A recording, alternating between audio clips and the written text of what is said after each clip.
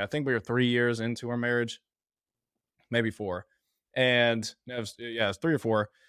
And so, as we already heard, that I was very self-centered. I only took care of myself. I didn't show any physical attention to my wife. It got to the point with my wife where she one day was basically begging me on her knees to just hold her. She said, "Please just hold me." And I told her, I said, "I'm sorry, I can't be that person for you." And I just sit there and I look back on that moment and I go, how devastating would that be to hear? The person that Yeah, you it's like married, the person that you expected your to have mom all over again. exactly, to have a life Yeah. with, you are hearing that all of your dreams are crushed in a moment.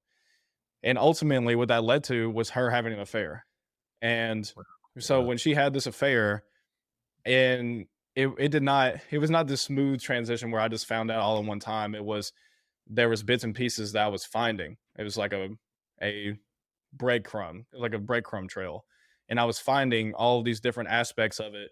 And then eventually the other guy's wife gets in contact and says, "This is what's actually happened."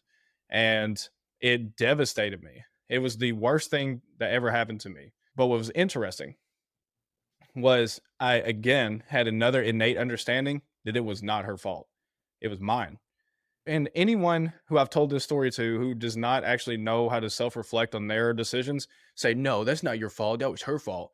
But I pushed her. Yes, I didn't make the choice. She made the choice. Why did she make the choice? Ask the question of why did she get to that point? Did I have something to play in that? Or was I just the perfect model husband and she just for some reason did that?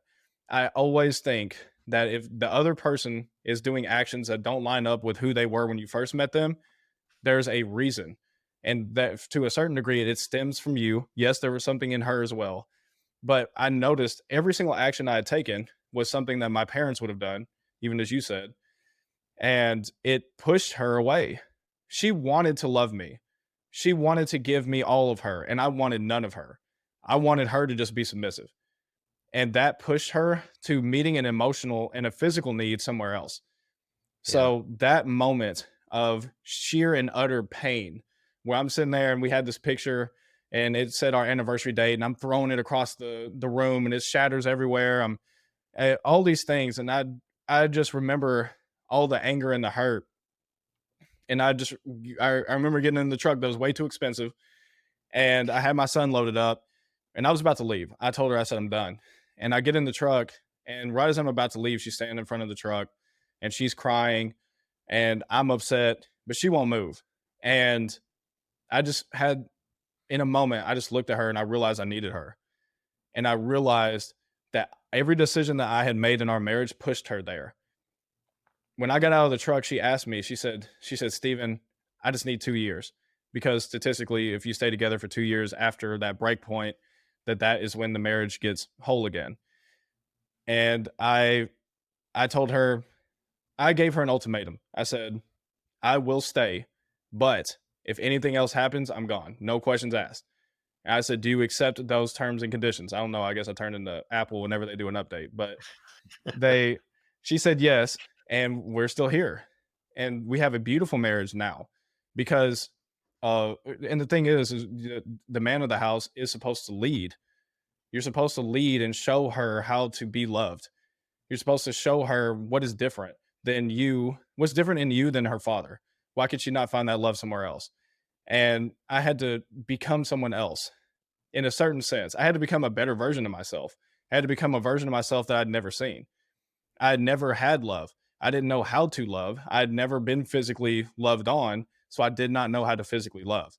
So I had to break that cycle by just holding her at night, even though I hated it. Like I hated holding her. I didn't like the feeling of it.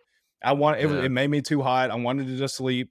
I had to do certain things like just take her hand in public or whatever it was, just touch her, just give her a hug. I had to push myself as if it was going to the gym and working out. I had to push myself to do the things I didn't like instead of just, well, I'm taking care of the house. I'm cooking for you. I did whatever. Those are acts of service. Her top love language is physical touch, so acts of service was like really low.